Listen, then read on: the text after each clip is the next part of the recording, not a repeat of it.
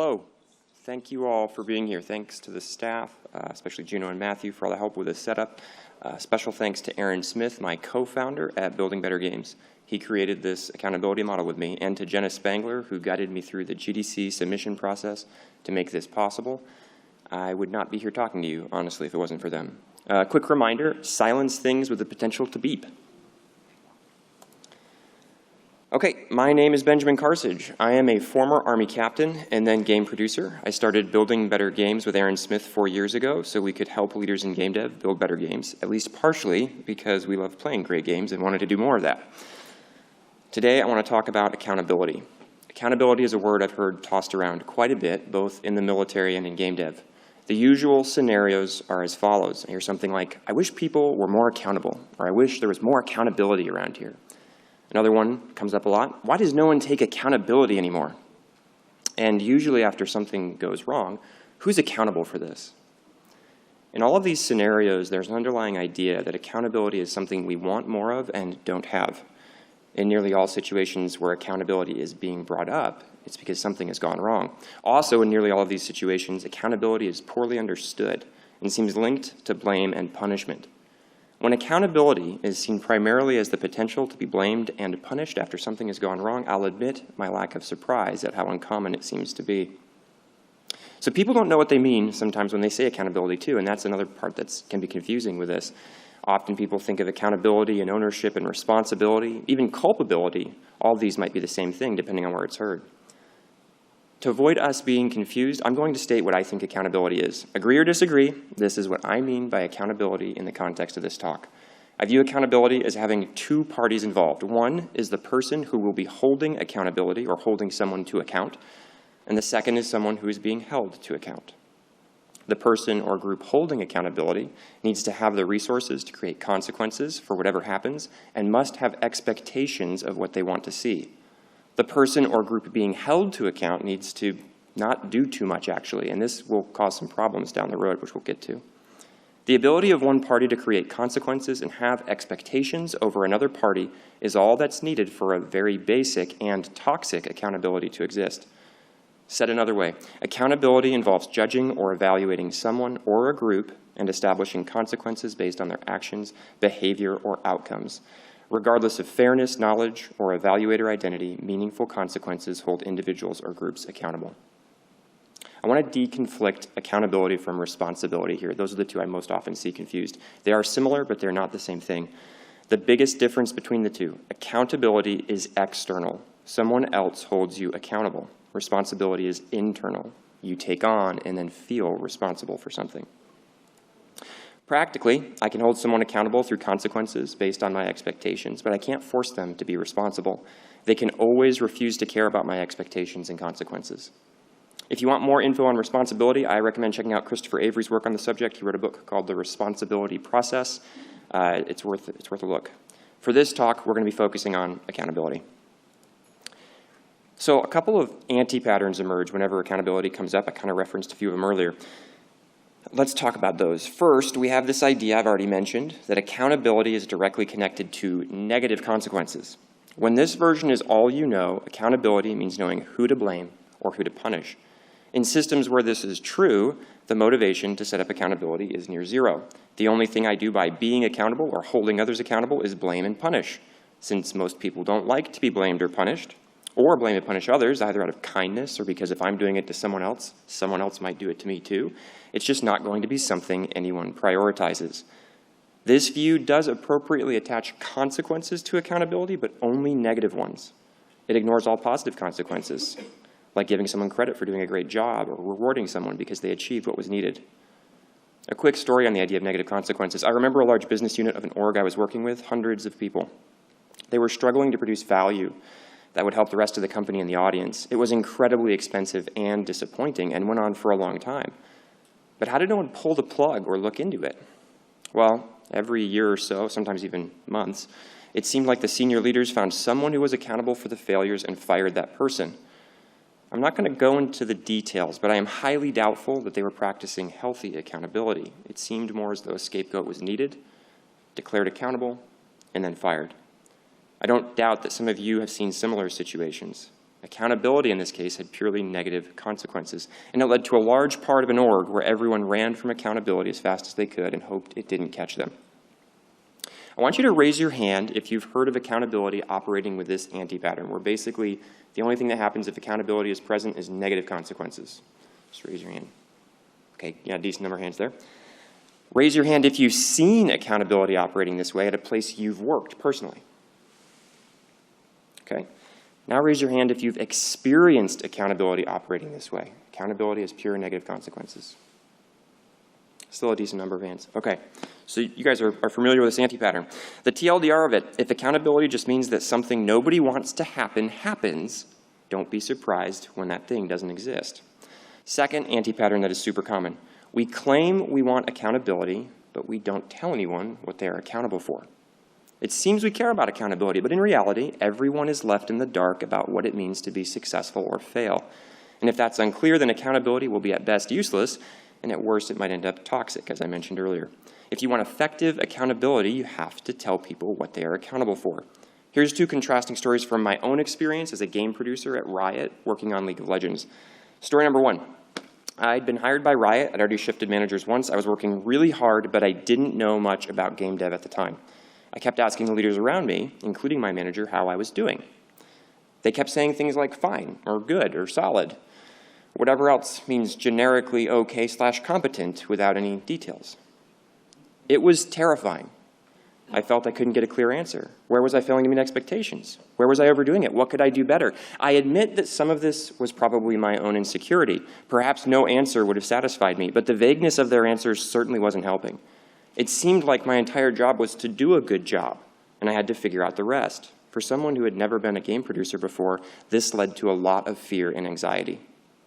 Okay, second story. 4 or 5 years after that one, I was placed in charge of a team of teams responsible for the technical sustainability of League of Legends. This was a super exciting role for me, even as it took me away from the art and design heavy teams that I'd been working on for so long. When I stepped into that role, I asked the leaders around me what they wanted. They were super clear. They wanted the group I led to become more predictable.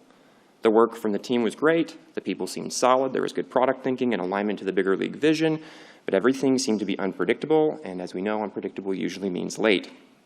They didn't tell me how to specifically accomplish more predictability, but at that point in my career, I'd been leading for a while, I had the tools to work through the rest. They didn't just tell me to do a good job. They didn't tell me just to do my best. They had a specific problem they wanted solved, and they were clear they wanted me to solve it. Over the course of the next year, I took that group from the least predictable to one of the most, if not the most predictable teams working on League. They had set clear expectations. Had they not, I might have focused on other problems and failed to solve their primary concern. With how powerful clearly setting expectations is, it's a huge missed opportunity that we don't do more of it in our industry. Okay, so now raise your hand if you're familiar with this, if you've heard of accountability, but nobody ever sets clear expectations. Anybody heard of that? A lot of hands again. Okay, raise your hand if you've seen this at a place you've worked. Okay, and raise your hand if you've experienced accountability operating this way. Almost everybody. All right, TLDR of this anti-pattern. When expectations aren't clear, accountability won't work like you want it to. So the lessons of these two anti-patterns.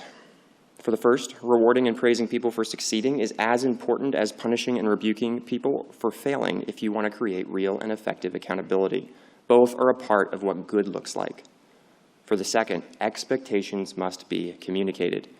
If you don't communicate what you want, don't be surprised when you don't get it.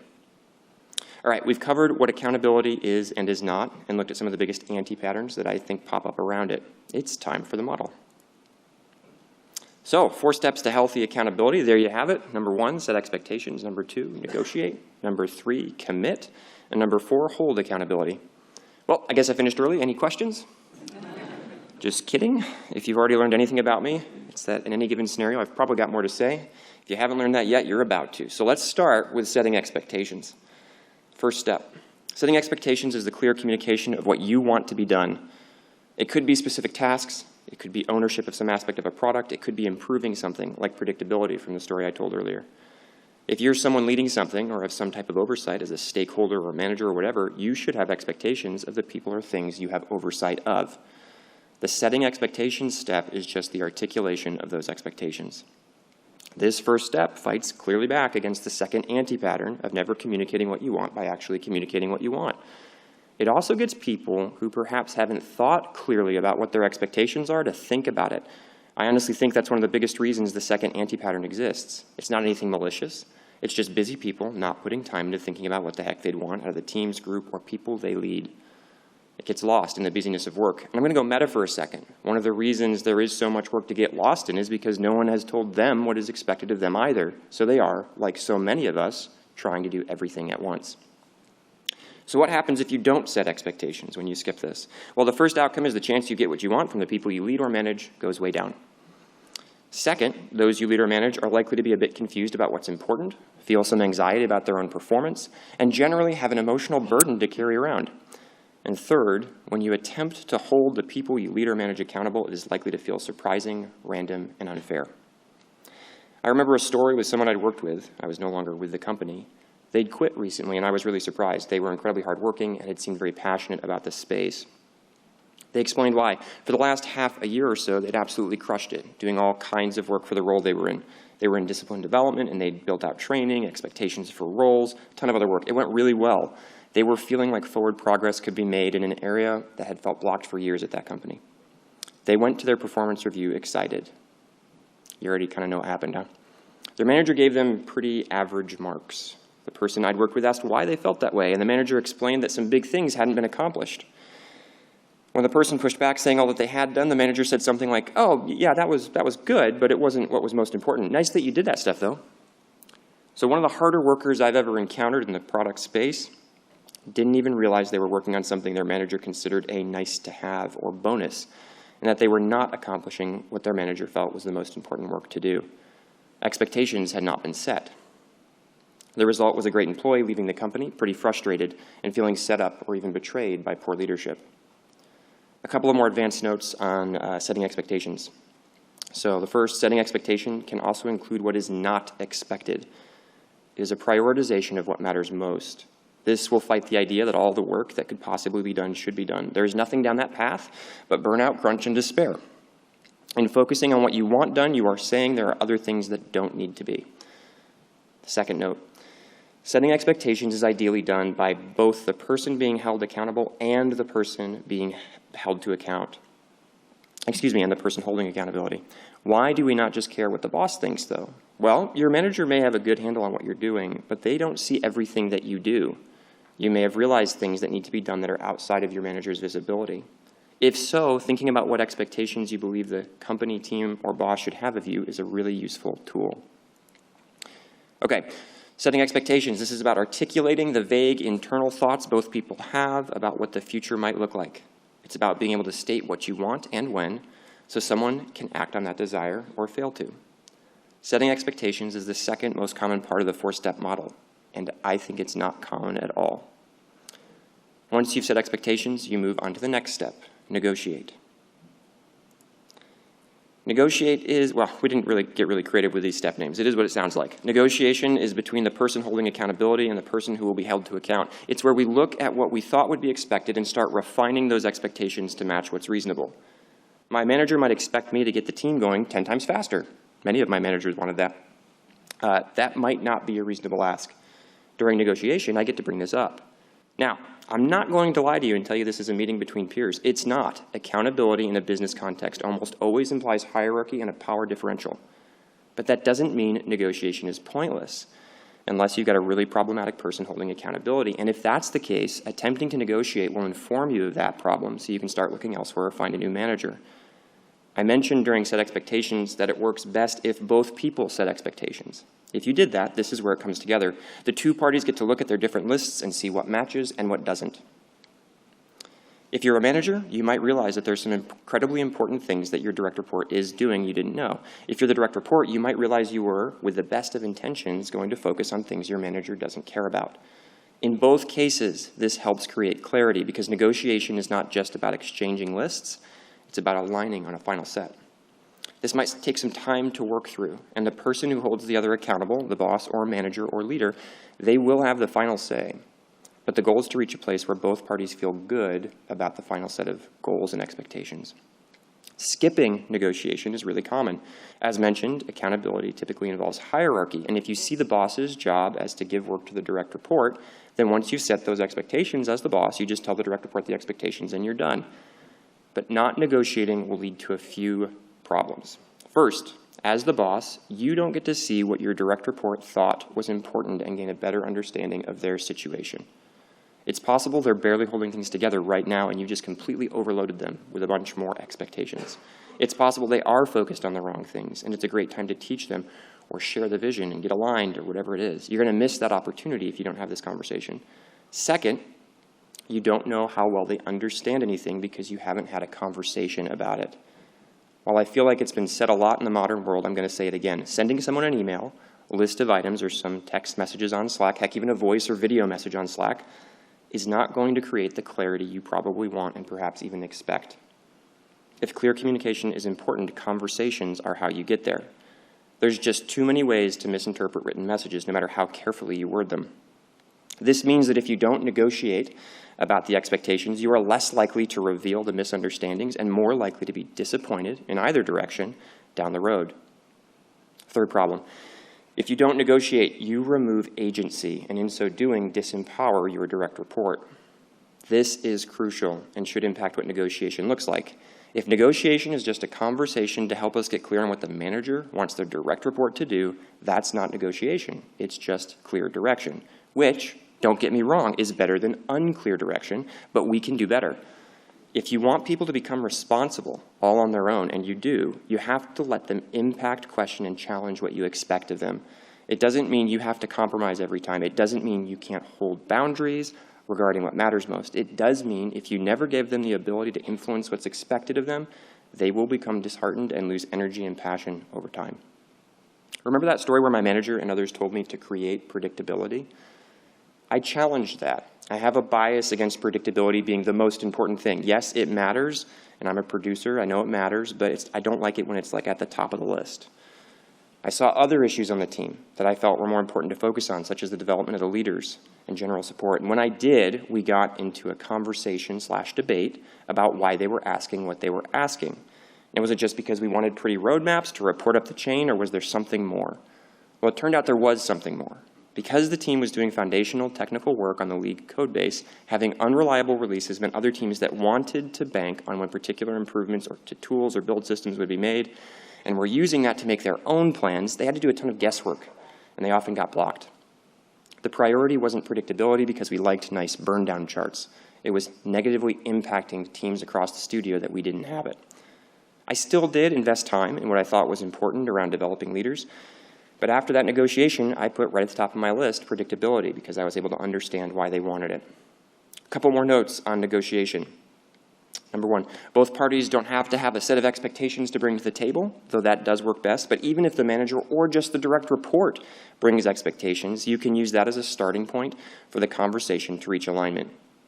Second note, don't try to do this in 5 minutes at the end of a one-on-one. It's going to take time, and that's okay. Book a separate meeting if you need to. Third note, this isn't just negotiating what a direct report or the party being held to account by another will be expected to do.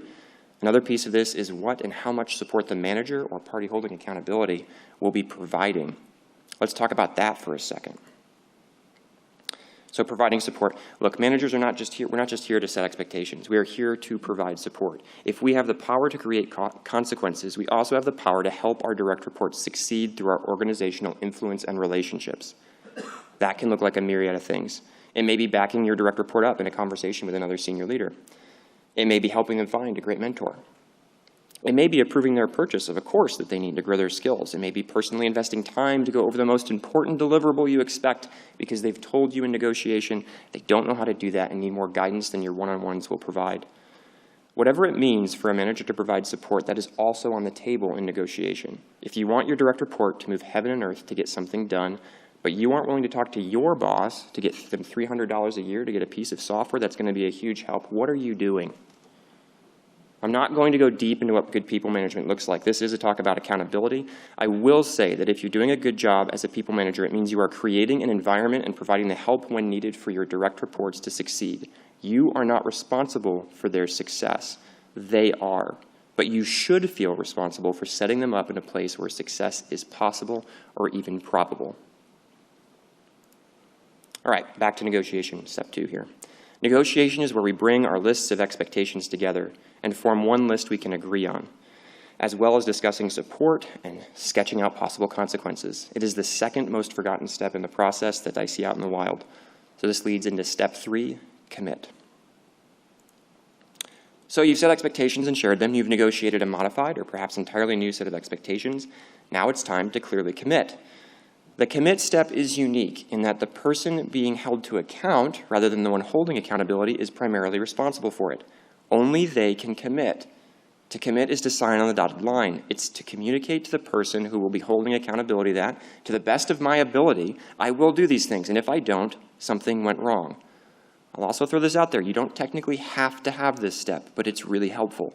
It goes a long way in moving someone past external accountability and to internal responsibility.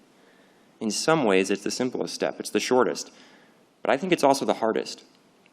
If I go back to when I was talking about how much we all say we want accountability, but how much we don't create healthy systems that would lead to it, I think this step is why. To commit is to expose yourself. Someone who has committed to meet a set of expectations can be accused of failure if they don't. And the person doing the committing usually has less organizational power. They're less protected. By default, I hate this step personally. I lived for a long time trying to keep expectations for myself as low as possible in all areas of life, so it was hard to fail and relatively easy to succeed. And it kind of worked. I had rarely been considered a failure, but it also limited my upside.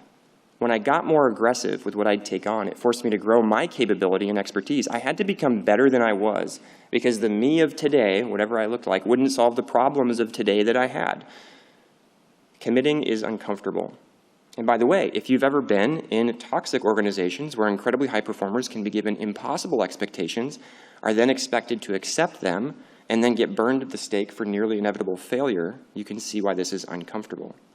You are vulnerable once you've committed. It's frankly easier to leave everything vague. And that's why so many organizations don't have the culture of accountability they claim they want. Because all the way up the chain, no one trusts that if clear expectations are negotiated and committed to, that won't end really badly for them. It's better to sit in the fog with plausible deniability. Except it's not. The lack of commitment hinders growth for the people being held accountable. It hinders managers actually following through on supporting teams and people as they try crazy things. It stops us from being clear about what's important. And that's why this is the least seen step of the 4 steps, well behind negotiate, which I think is well behind set expectations. So how do you get people to commit? Well, this comes back to that first anti-pattern I discussed above, that accountability means negative stuff. Consequences are just blame, judgment, punishment. Why on earth would I want to commit to anything when the only thing I ever see happening to people who do is neutral? They met the expectations and so did their job. Or negative, they failed and got blamed, judged, and punished. You introduce positive consequences and you create trust that harsh negative outcomes aren't that likely, because they shouldn't be. It's time to talk about consequences. The good, the bad, and the unknown. So without consequences, accountability doesn't exist. If we fail to meet someone's set expectations and nothing happens, and that keeps going, everything's just business as usual, we're not going to be concerned about meeting or not meeting expectations moving forward, and neither will anyone else. Consequences create stakes. If someone knows consequences are headed their way based on what's happened in the future, most people will care more. I'm going to split consequences into 3 buckets: negative, positive, and adaptive. Negative consequences matter, whether present or absent. Remember that leader leading hundreds of people and consistently failing to create good outcomes and meet expectations? The senior leadership of the organization is on the hook to resolve that. If the failure is consistent over time, consequences might be changing the failing leader's role or removing them from the team or even the company. If no one deals with it, though, you are teaching everyone that the company doesn't take consequences and accountability seriously. This will hurt studio morale long term, especially if accountability seems more absent at senior layers of the org than elsewhere.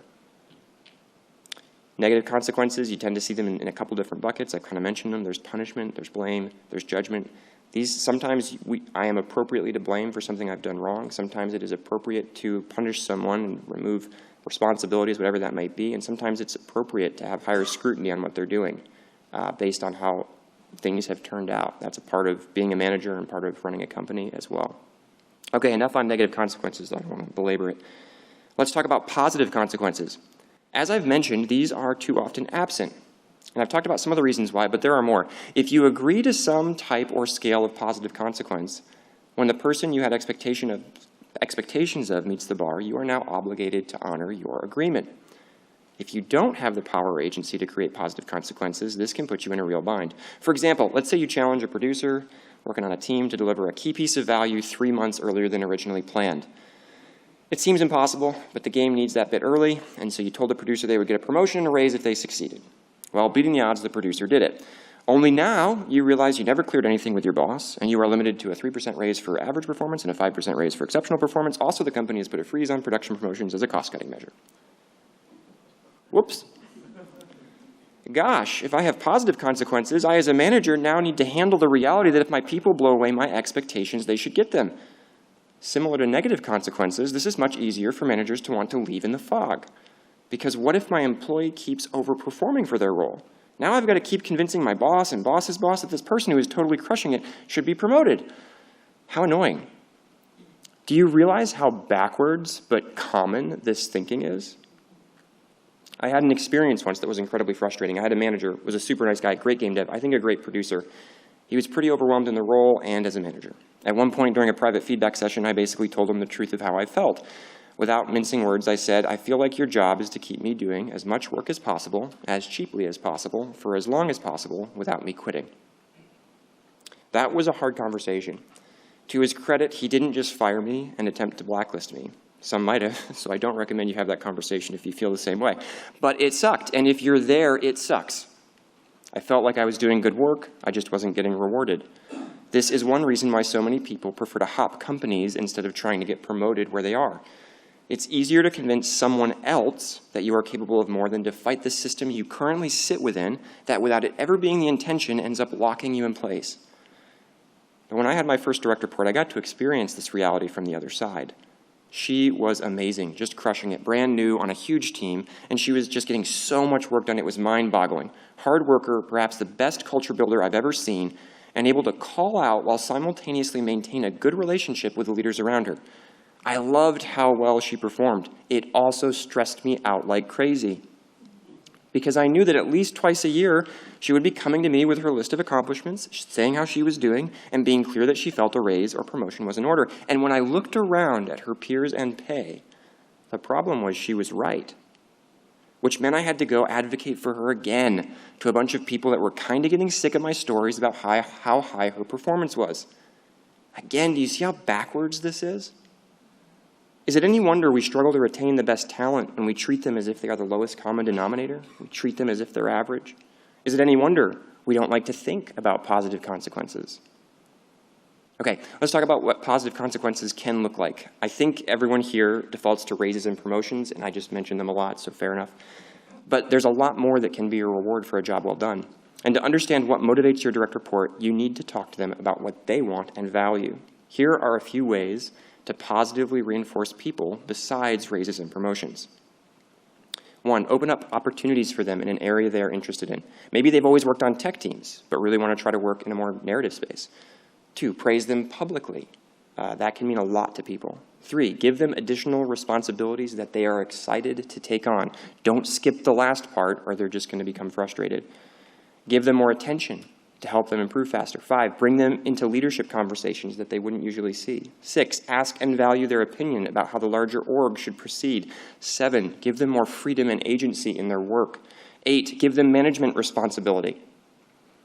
Huge boost for learning and career development. Make sure it's a path they're interested in. And then there's some that are cheaper than raises and promotions but do cost some money, like giving them an opportunity to go to conferences such as this one. Send them to advanced training. Give them external coaching to help them grow. Now, I'm not saying you do these things instead of giving them raises and promotions if they deserve them, but I am saying don't feel limited to just those things. And again, if you don't know what besides raises and promotions they are interested in, ask them. If you are creative, you and the direct report can come up with a ton of things you can probably do to reward them in their role and career. This is especially valuable if you are working within HR systems that may be dramatically restricting your ability to increase salary or title. If they truly are a high performer that you trust, even talking to them about the limits of what you can do can lead to an understanding and a willingness to work through it. Positive consequences are a crucial part of healthy accountability. If your people are crushing it, you should be excited to reward them fairly for all the value they are generating. If you create a culture where positive consequence is normal, you'll see more people stepping up to solve big, nasty problems and unlock amazing opportunities because they know that the org is interested in rewarding them for their efforts. Okay, last type of consequence, adaptive. So adaptive consequences are consequences that happen as a result of all the stuff we didn't expect to happen that did. When you had a clear goal to deliver 15 finished characters by June, and in the middle of May, the outsourcer doing the final texturing suddenly stops working for you because someone else bought out their company, you are likely to fail to meet the goal. If you're the manager, you can go ahead and swing the negative consequences bat around. But if you're paying attention at all, the best outcome might be a failed goal in that situation, because emergency hiring a new and unvetted outsourcer just isn't worth the risk. The right call was to accept the failed goal rather than chance wasting a ton of money on work you can't use. Now, that might seem like an extreme case, but things like this happen all the time. Adaptive consequences are actually a great initial go-to as you're building trust with a direct report. When you first start having conversations about expectations, negotiating, and committing, you are likely to get those expectations wrong. Some of that will be due to inexperience by either of you. Some of it will be due to outside forces. In either case, adaptive consequences look at how well people responded rather than holding to the strict letter of the law. But wait, I hear you saying, doesn't this invalidate the entire point of negotiation and commitment? No, not at all. If things stay largely the same, that commitment and any consequences involved should follow.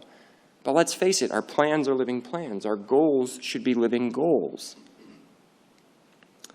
If stuff changed a lot, we look to learn and grow and encourage our direct reports to learn and grow.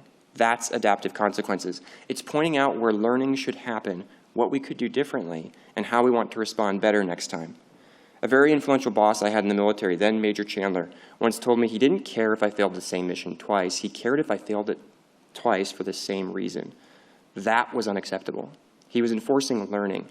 Growth is what we want. It's what we encourage. It's a key part of how we nurture our direct reports towards higher performance and better outcomes for their teams. Adaptive consequences allow us to not be stuck in the binary of either throwing a party hat or a punishment bat after outcomes happen.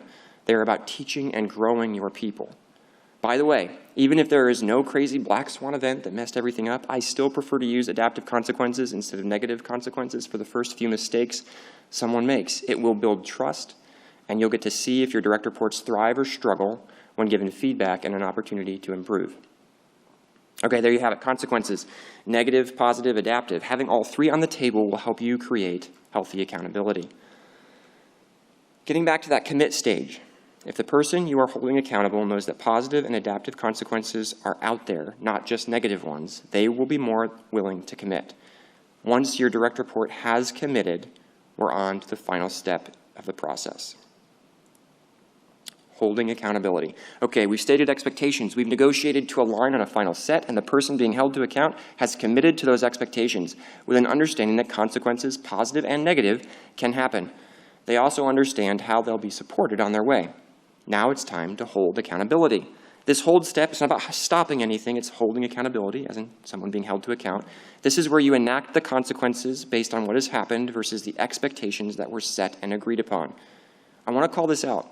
Holding accountability is the only truly necessary step for some version of accountability to exist. But it's not going to be healthy. If you're in a position of authority over someone and just use the hold accountability step, it technically works. They are held accountable. They are also confused. Remember, accountability is an external force. This is why the hold step is the most commonly seen step. Often, in the absence of any of the others, people are held accountable based on expectations they had no idea existed. Rarely, this leads to surprise rewards for exceptional work. More often than at its worst, you get punished, blamed, and judged based on invisible criteria, leaving you confused and frustrated. The hold accountability step also completes our list of the most to least common steps of healthy accountability. Hold is the most common. Setting expectations, I think, is second. Negotiating expectations is third. And committing to those expectations is the least common. I'm going to say this again. Looked at through this lens, no one should be surprised healthy accountability systems are rare. Okay, how do we go about holding accountability? Well, a basic way is to have an expectation to have something done by a particular time. And when that time arrives, you check to see if it's done, and then consequences happen based on the outcome. This actually works all right, especially if you've done the first 3 steps well. Imagine you and your direct report established a 3-month set of goals or 90-day plan or whatever. It was negotiated and committed to. At the end of the time period, you took a look through the goals, you evaluated what was done, what wasn't, what was learned, and then you enact the consequences based on that. I'd say you're way above average for creating healthy accountability, so kudos to you. But I want us to do even better. I want us to take a look at what hold really looks like in the constantly changing world of game dev. The first thing I want to call out, our work and reality as game devs is complex. There's a lot of uncertainty and unexpected things happen regularly. We never get through everything we wanted to get through, no matter how well we planned it up front. There will be unexpected events to react to, things we learn that require us to adjust course, and stuff that frankly takes way more time than we thought it would. So imagine I get together with my direct report to create a 90-day plan, and we walk through setting expectations, negotiation, and committing. Well, we've just prioritized what matters most, but it is common for that prioritization to change, sometimes dramatically, over the next 90 days. So instead of waiting till the end of that time, I make it a regular part of our weekly, or maybe bi-weekly one-on-one to check in on how we're progressing towards the goals. What's happened that we didn't expect? What are we realizing we forgot to put on the list? What will we take off to make space? How can I provide my direct report better support to achieve their goals? By checking in often, and as part of this hold accountability step, you're going to do 3 things. 1, you allow for the adaptation of expectations to match reality, so we aren't punished because the world changed around us. Did half your team just quit to form a new startup? Well, that's going to adjust what's possible. Adapt to your new reality. Don't pretend our original goals still make sense. Second thing it'll do, you're going to create many more opportunities for your direct report to improve their approach, be corrected if they're going down a bad path, or tell you you're not showing up with the support they were expecting. They and you get more chances to iterate on their way towards the goal.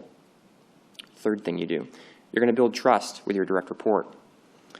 You didn't just send them into the wild and walk back to your management ivory tower. You care about the moment-to-moment progress, and you want to continue to set them up for success.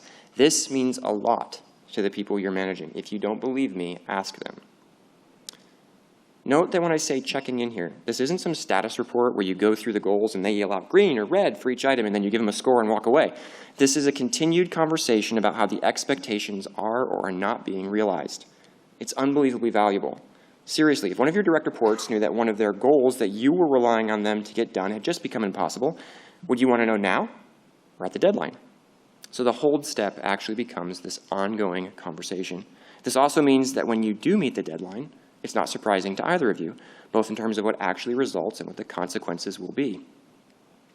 Another thing to quickly cover with hold, especially as I make this more of an iterated continuing conversation, well, what should be the broad container? What's the timeline for this? There is no one answer to this question. It depends on the rate of change of your environment. If everything is changing every week, having a 3-month plan is pretty useless. But if things are relatively stable, going through this loop on a monthly basis might be a waste of time. So I would take a look at the rate of change in your environment when selecting. My broad guideline, not a rule, would be somewhere between 2 weeks for a really pretty darn chaotic environment, out to maybe 90 days. And I know we tend to do performance reviews in 6-month and 12-month cycles, but going for 12 or even 6 months is a long enough time that the odds that most of the expectations you set are still relevant are low. At minimum, you're going to be reprioritizing. More likely, you'll be discovering entirely new things and throwing out what's become irrelevant. Regardless of the big cycle, though, I still recommend doing those weekly or bi-weekly check-ins. Before moving on, I want to dive a little bit more into trust for a moment. In systems with healthy accountability, trust is something that is constantly being nurtured between a direct report and their manager. Without trust, none of this matters. Without trust, no one will want to commit, no one will trust what anyone commits to, and generally everyone will stay as far from accountability as possible. But if you're following this model, it will build trust, and it will build it bidirectionally. An ongoing hold step that runs continuously with your direct reports teaches you which ones you can give more leeway to and with higher confidence. It teaches you how much you can expect and trust them. For the direct report, they are going to see you providing the support you said you would and staying present with them as they hit bumps in the road. They will also see you going to bat on their behalf with others. They will learn they can trust you. Okay, because the hold step is an ongoing one, you'll not just see the final outcome, which is often the result of a whole host of different variables. You'll get to see how they made decisions along the way. You'll get to see your direct reports exercising discernment, You'll get to see and provide subtle or blunt force direction to help them succeed as they're going, if they're off course. And it will also mean that if you want to promote someone and have to convince others that it's a good idea, you're going to have a lot more ammunition in those conversations. This makes positive consequences much easier. I want to put this all together. So let's look at what this actually looks like and how we do this practically, not just as abstracted steps. Imagine you're a lead designer managing a mid-level designer. They are working on a combat team, and they're looking for the compelling core game loop that you're going to build your game around. First, you provide your direct report with a timeline, that cadence. In this case, we're clearly early in development. We don't have a core game loop, right? So we're picking a tighter cadence of 1 month. There's probably a lot of change happening.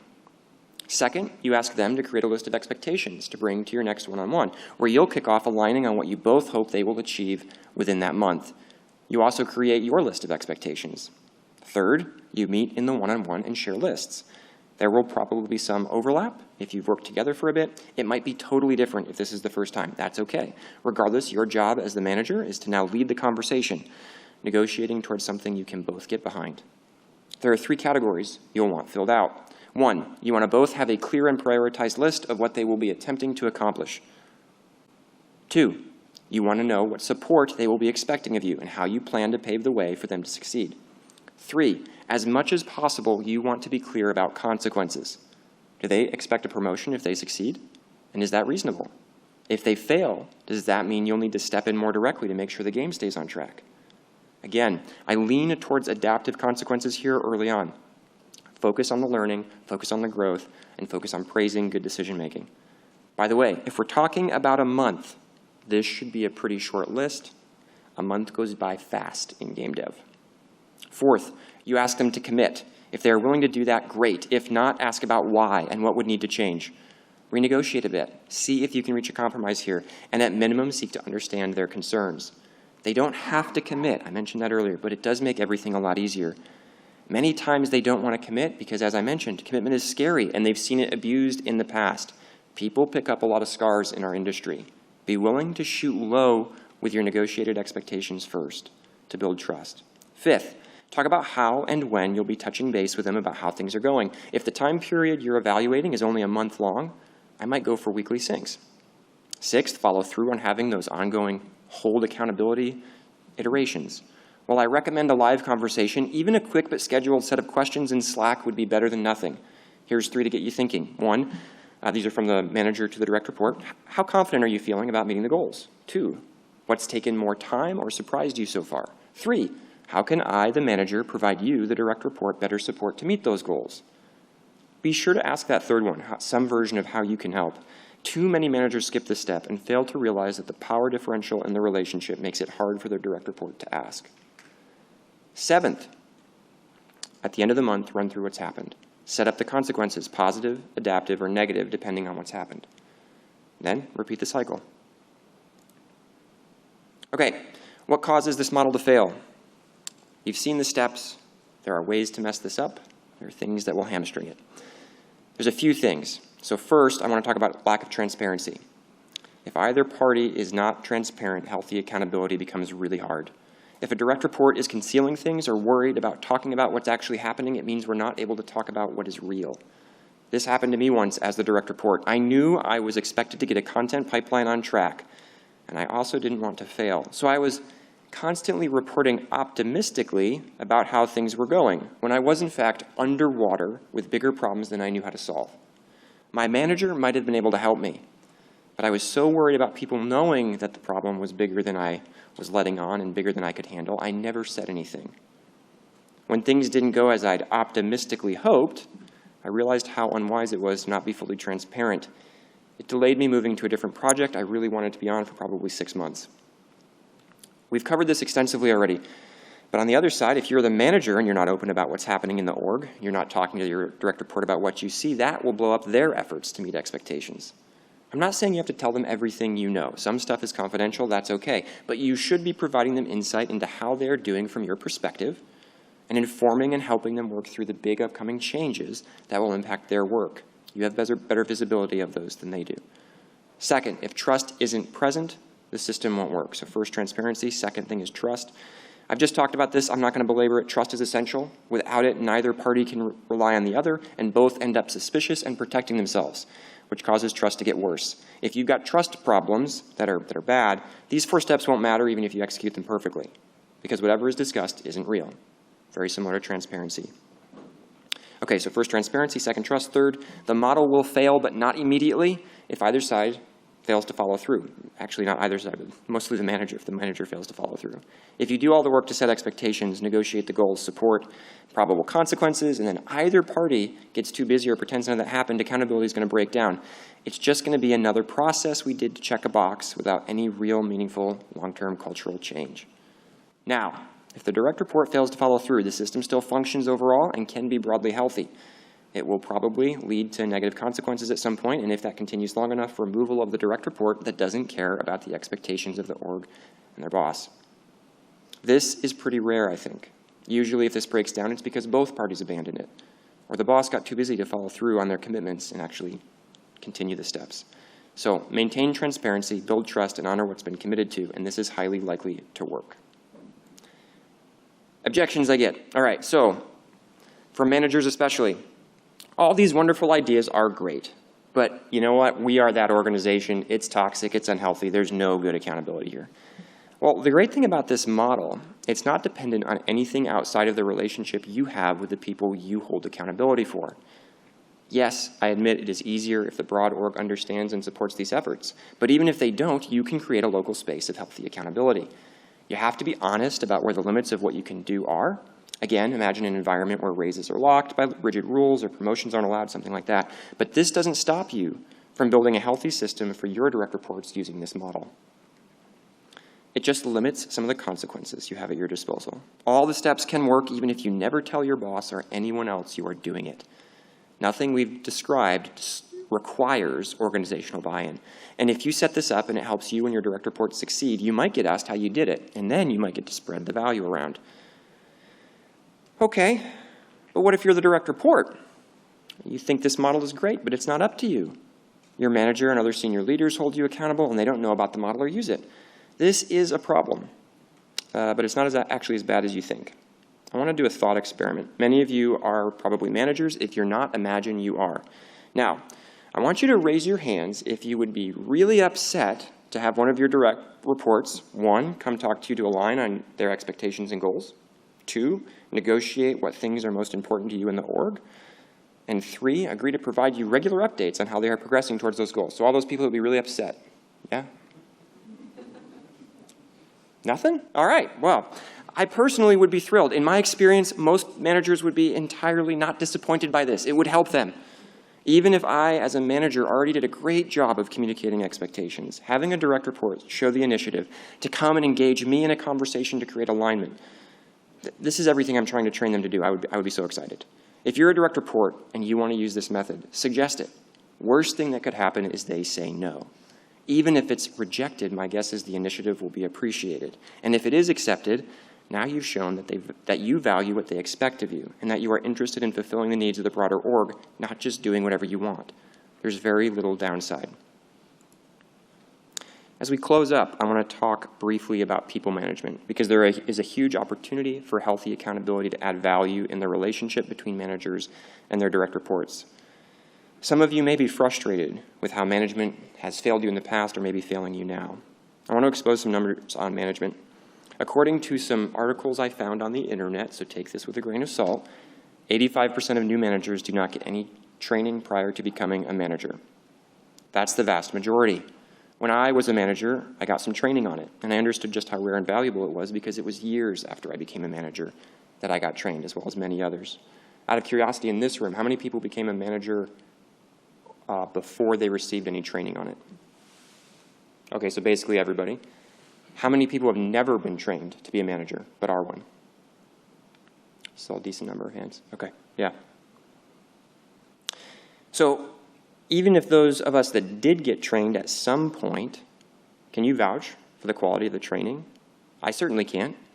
Is it all about filling out employee time cards, preparing performance reviews, and properly rating employees in a 9-box? I wouldn't be surprised. It is therefore no surprise to me that 59% of managers feel unsupported. And some of those managers probably didn't want to be managers in the first place, but there was no career progression outside of that. I know a lot of us think it's silly that orgs still work that way, but it's really common. It's very, very prevalent in many industries. On the flip side, though, I want you to know that 84% of US workers say that poorly trained managers create unnecessary work and stress. Are you shocked by that? Because I'm not. We as managers may be untrained and we may feel unsupported in our role. Simultaneously, it is easy for us to cause a lot of pain for a lot of people. Something I say about leaders is when you're a leader and you make a mistake, other people pay the price, not just yourself. Look, I'm not going to say creating healthy accountability will solve all of that, but it will make it better than it is today. So if you're a manager, engage in the process and effort of healthy accountability. You may be surprised at how helpful it is to those you lead.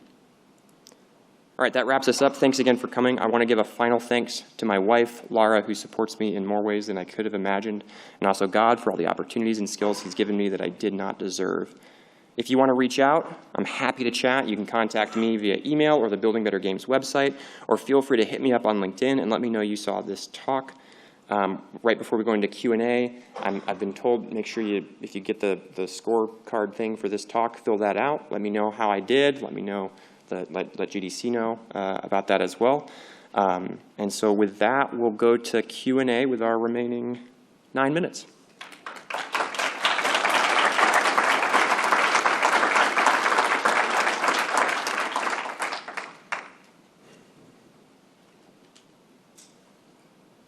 Hi, great talk. I guess my question would be, where do you begin with this process? So if you have a team that has had managers and they have kind of direct communication and stuff and provide a line of sight, but there's never been like a full framework for this so that responsibility and accountability is always stayed on the management side versus the direct report side. So where would you first begin in order to kind of make it a full, more wholesome framework?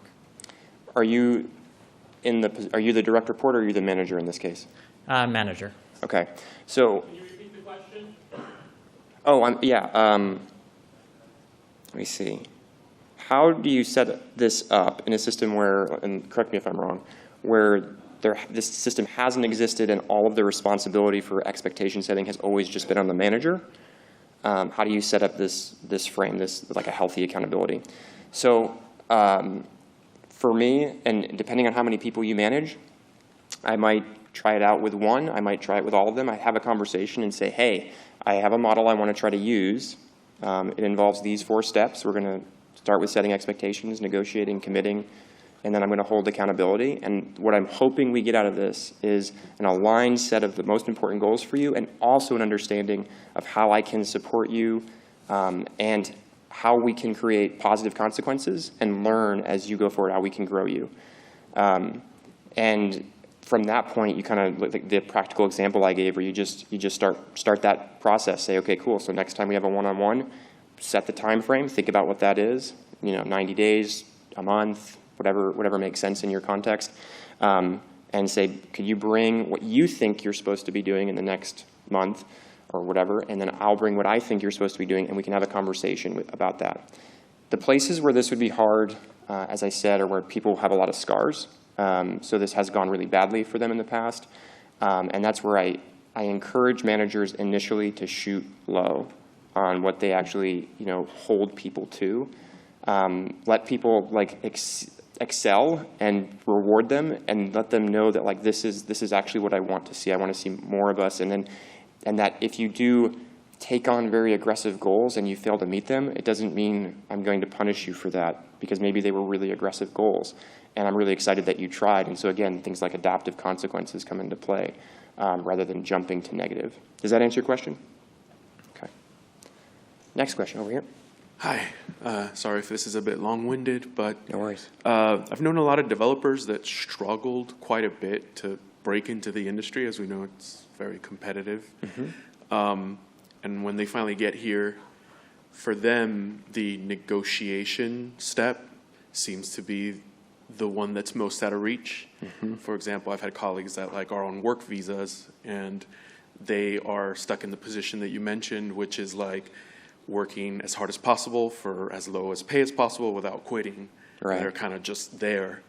For a person who might be in a position where they don't feel they have the negotiating power to question authority or to even question the tasks or or bringing them to a reasonable conclusion, what would you recommend a person in that position do or take steps, or like how could they be part of this healthy accountability process?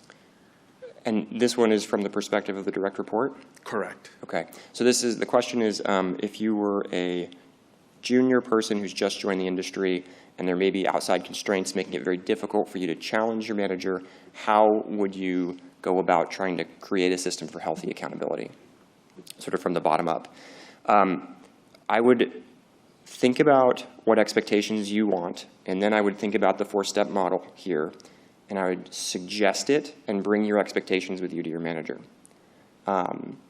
They may say no. I'm not going to lie. In that situation, like I said, there's a power differential, and what you're actually describing where I can't talk to you about this, the implication for me there is there's not trust, and as I said, that will undermine this. So even if we're going through the steps without trust, it's pretend. So I would get your expectations, like, okay, I think I need to get this done in the next 90 days. Let me bring that to my manager. Maybe they're like, I don't care about that. I tell you what to do.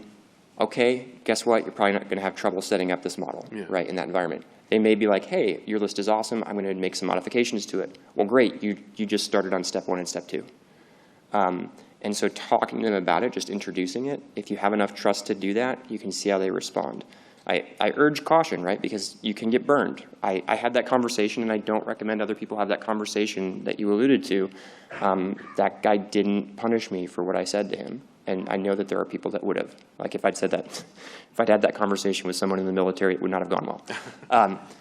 So yeah, is that a good? Yeah, absolutely. Just really quick, as from the manager's perspective, how do you make sure that someone in that position doesn't feel like they're in that position? That's hard. It's over time. So that again comes down to that idea of trust. I once had a manager expose. I already trusted him quite a bit. He exposed to me some information that was relevant to me, but he didn't have to tell me about it. I won't go into the details of it. It wasn't anything. He wasn't like breaking any rules or anything. But I think a lot of managers would have just skipped it. And he let me know that. And what was interesting about that is it built my trust in him that if something was going on that I needed to be aware of to be successful in my job, my manager had my back, right? And that if I didn't know about it, it wasn't because he wasn't willing to tell me, it was probably because he didn't know either. And so over time, you will develop, as you prove that you are a person of integrity, that you follow through on what you say you're going to do, which is very important as a manager. As you demonstrate your integrity, they're likely to trust you more and more, and then the system will become more and more valid. Because like I said, I mean, I was totally in this situation where, I had that trust and I still was optimistic about what was going on to my own detriment and the detriment of the team I was working with. Makes sense. Thank you. Sorry about the 2-part question. I manage a team of volunteer moderators. Mm-hmm. In terms of like this model, does it like change any in the face of like a volunteer position as opposed to compensation? And how would I better set up like positive consequences when like I can't like give them money for the job? Yeah. So yes, it does change. One of the things with any sort of volunteer organization, and I've had some people talk about like they're doing a rev share dev project where nobody's getting paid and there's stuff like that. Look, at some level in those, you're going to be relying a lot more on people being responsible, so taking that internal side rather than you holding them accountable. I don't know what your consequence range is in the environment you're describing where you're working with volunteer moderators. But whatever that is, think about, okay, cool, these are the consequences, negative, adaptive, and positive I can provide. These are the ones I can't. And then talk to them about what might be valuable to them, right? Again, you don't have money to give, but maybe there's other things that they would really like to, that would be a good reward if they were doing a really great job. So kind of trying to figure out what your consequences are. If there aren't any consequences, then you're not actually operating in a power differentiated business type of accountability. You're more just having a conversation between people, either of which could not care and walk away, and there's nothing you can do about it. And that's okay. Like those exist. There's nothing wrong with that. It's just not quite what you'd be doing here. Thank you. Yep. I think we're out of time. Yep, okay. I'm getting the nod. I'm out of time. So thank you all for coming. I will be heading over to the alcove right back here. And if you want to follow up with any more questions, I'll be there for as long as people have. I think I have like the next couple of hours. So thanks a lot for attending. I really appreciate it.